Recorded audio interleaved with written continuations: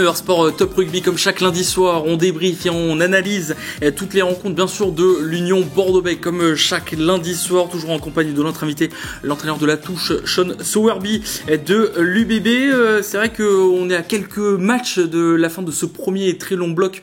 Mathieu, c'est peut-être l'heure de tirer quelques bilans. Bah oui, avant de faire le bilan vraiment de la touche, qui est un bon bilan, d'ailleurs on verra avec Sean, parce qu'on est le meilleur contre le top 14, donc c'est vrai que les années se suivent et se ressemblent pas forcément. Il y a un an c'était pas trop le cas, mais on a la chance d'avoir un membre du staff avec nous. Quel bilan général vous tirez du début de saison de l'Union Bordeaux-Bègles, qui, on le voit un peu comme Toulouse d'ailleurs, a du mal encore à trouver le bon rythme. C'est parce que ces équipes-là sont allées jusqu'au bout et du coup, évidemment, la période de récupération et le début de la pré-saison a été très court. D'autres équipes ont eu 3-4 semaines de plus de préparation. Donc au début de saison, ça joue vraiment. Il y a ça. Il y a aussi le fait que pour nous, la saison dernière est très bien réussie. Et il y a toujours une remise en question quelque part qui est obligée pour repartir. On parlait du Stade Toulousain, c'est l'exemple depuis 30 ans, dans la remise en question, le redémarrer, de trouver la bonne dynamique et de continuer à jouer à un haut niveau régulièrement. Donc nous, c'était un peu ce challenge-là. Et le fait qu'il y a quelques jours importants qui nous manquent. Tout ça pour faire que on avait une saison qui est correcte, sans plus. Des matchs à domicile bien négociés, notamment les équipes pas si faciles à jouer, Lyon, La Rochelle le premier match de la saison, mais en déplacement, non, pas régulier et surtout deux ou trois matchs où on passe à côté. Donc le bilan à tirer, c'est de dire que c'est inconstant et qu'on cherche toujours à trouver cette dynamique qui fait qu'on a un jeu équilibré au bon niveau, tout le monde, tout le temps.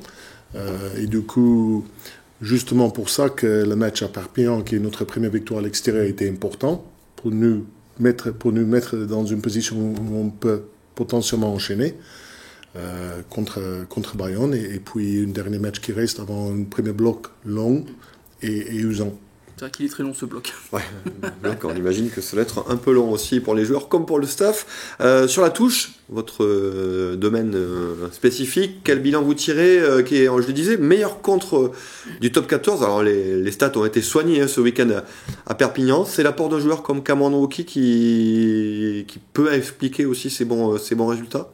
Cameron a certainement aidé en tout ça. C'est un joueur excellent en touche, une des meilleures en contre en touche que j'ai pu entraîner, mais c'est toujours un travail collectif. On se met au service de l'équipe et on travaille collectivement pour avoir les meilleurs résultats. Ça, c'est régulier. Ça, on fait depuis le début de saison, heureusement. Et pour la partie offensive, c'est un peu à l'image de notre équipe qui est par moments très bien, par d'autres moments limite défaillant. Et c'est juste à peu près la même chose. C'est que trouver la bonne dynamique d'être régulière et apporter le maximum à l'équipe. Est-ce qu'il reprend le rôle de Guido Petit sur le capitaine de touche, sur les consignes? C'est lui qui reprend tout ça, Cameron? Oui, et effectivement. Guido qui a bien servi les UBB, qui a joué avec Cameron au début. Donc on a perdu quelqu'un avec un vécu, avec une expérience importante, une maître dans le domaine de la touche en tant que leader. Cameron est le même profil. Mais on a aussi perdu Pete Samu, qui était un joueur important, intelligent, polyvalent. Et du coup, on voit les mecs comme Beauchaton et Timo Mathieu émerger, qui prennent cette position-là, cette rôle-là. Et du coup, c'est pareil. Gaëtan Barlow qui vient de nous rejoindre. Donc, c'est les petites complexités autour de la touche, de trouver la bonne synchronisation, le bon travail de tout le monde et aussi de travailler avec une forme de confiance qui peut enclencher la suite. Donc, tout ça pour dire qu'on n'est pas loin par moment. Par moment, il nous manque un peu plus de temps. Mais on est sur le bon chemin et comme ce week-end, j'espère que ça va pouvoir servir pour cette fin de bloc. Tiens, puisqu'on parle des profils, il y a un nom qui revient depuis quelques jours maintenant, ce serait le retour de Tom Willis. Le club des Saracens, donc Tom Willis qui a joué ici en 2022-2023, il a laissé un très bon souvenir. Le club des Saracens a annoncé donc qu'il partait pour la France. La presse anglaise annonce qu'il viendrait à l'Union Bordeaux-Bègles. On n'a pas l'information encore, on ne va pas vous poser cette question-là, mais c'est un profil de joueur qui pourrait, j'imagine, vous intéresser par rapport au départ de gros porteurs comme Tatafou notamment, qui manque peut-être un peu cette saison. Donc c'est un profil-là qui pourrait allier la puissance, la technique en touche, le grattage. Ce serait, j'imagine, un profil intéressant pour vous. Et on connaît bien la qualité de joueur et son profil, évidemment, il est intéressant, assez complet, qui est passé par l'UBB avant, un joueur de classe internationale, mais je ne peux pas confirmer, comme je suis pas en position ni l'information pour confirmer ça, mais si les joueurs de ce calibre-là sont associés avec l'UBB, c'est bon signe. Et ce profil-là, dans toutes les équipes de Top 14, qui est quand même une compétition rude, avec une densité physique importante, un joueur avec ce profil-là va facilement réussir. Il pourra défier son frère Jacques, comme ça, du côté du stade toulousain.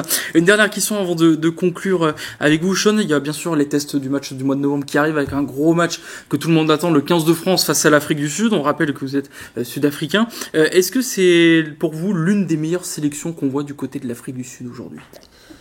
Oui, je pense. En termes de profondeur, je pense qu'il y a un très bon travail fait depuis plusieurs années consécutivement.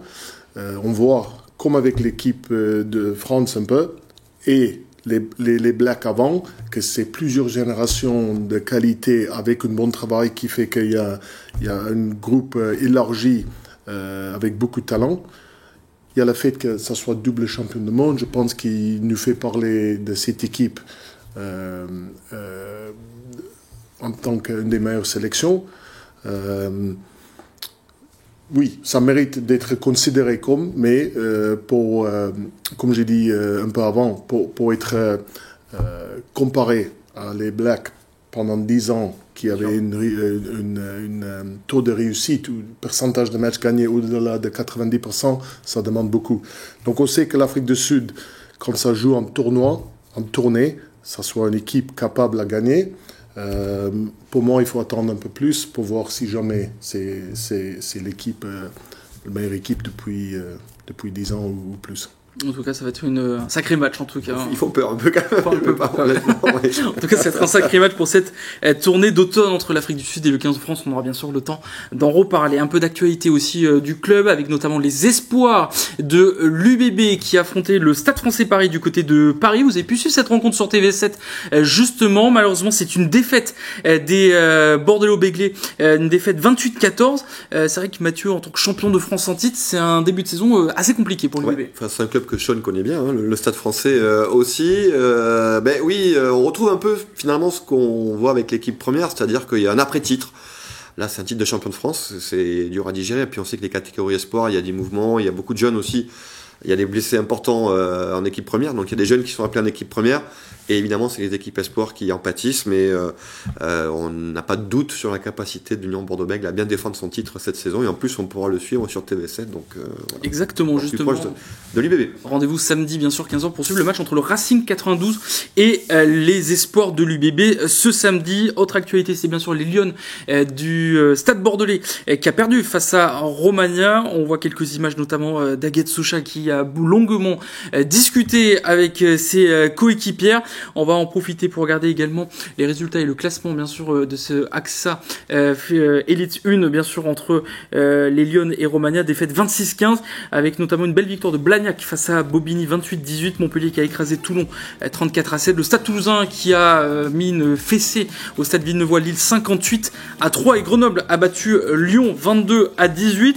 On va écouter justement la réaction en regardant le classement. On voit que Bordeaux est avant-dernière avec 0 points, tout comme le Stade Villeneuve-Lille Métropole. On va écouter la réaction de François Ratier, le manager de cette équipe des Lions du Stade Bordelais, tout comme Montserrat Amédée, la 3/4 centre de cette équipe. On les écoute. Mais aujourd'hui, là, il va falloir qu'on se remette en question, même si on l'avait déjà fait cette semaine. On est une équipe très moyenne. Sur ces phases-là, en tout cas, on est vraiment moyenne. Et on n'a pas assez capitalisé en première mi-temps pour pouvoir se mettre à l'abri. Ça aussi, c'est un... Je leur dis la réalité. On est une équipe de bas de tableau aujourd'hui, avec des joueuses qui pensent qu'ils peut-être sont meilleures qu'elles sont. Et qu'il va falloir tous se remettre en question, le staff y compris. Ça fait 2 matchs qu'on perd, donc difficile là de perdre à domicile. Donc il faut remettre vraiment les bases du rugby où il faut s'envoyer l'une pour l'autre. Et voilà, et à la fin on verra ce qui se passe. Mais vraiment aujourd'hui, là, pendant 40 minutes, on a trop lâché, trop freiné notre jeu. Les Lions qui vont affronter bien sûr Lille début novembre. Un mot bien sûr de top 14, on parlait tout à l'heure de la section paloise qui s'impose en patron face au Stade Toulousain, victoire 30-26. Écoutez les réactions de Sébastien Piccherini et de Aaron Grandidier. Aujourd'hui c'est une immense fierté, bon, tu as vu un stade en fusion, une équipe convaincue, une grande décision je pense, une grande décision qui fait que des hommes ont voulu gagner aujourd'hui. Chouette, bravo, une belle date dans l'histoire de la section, je pense. Tu sais, cette victoire, elle donne beaucoup de valeur au travail que l'on fait depuis un peu plus de 4 ans maintenant, dans notre consistance, dans nos croyances, dans nos capacités à avancer ensemble. Et au-delà de la victoire, je pense que c'est la décision du moment crucial du match où mes leaders décident d'aller en touche, qui est pour moi un marqueur fort de nos 4 années de travail profond. L'ambiance ce soir, c'était une dinguerie, c'était incroyable. On a vraiment l'impression d'avoir eu un 16e homme avec nous qui nous poussait. Et en fait, le bruit qu'on entend sur cet essai de Jimmy, en fait, ça donne la chair de poule, c'est des moments euphoriques. Donc, et c'est des moments comme ça, en fait, c'est pour des moments comme ça qu'on joue au rugby. Merci Aaron Grandidier d'avoir parlé bien sûr de cette équipe de la section paloise donc qui est leader. Merci Sean Sowerby d'avoir été avec nous sur ce plateau pour avoir débriefé cette rencontre et cette victoire de l'UBB face à Perpignan. Merci Mathieu également, on se retrouve bien sûr lundi prochain pour débriefer la rencontre face à l'Aviron Bayonnais. Sinon rendez-vous demain pour de prochaines émissions du 19h Sport. Bonne soirée à tous.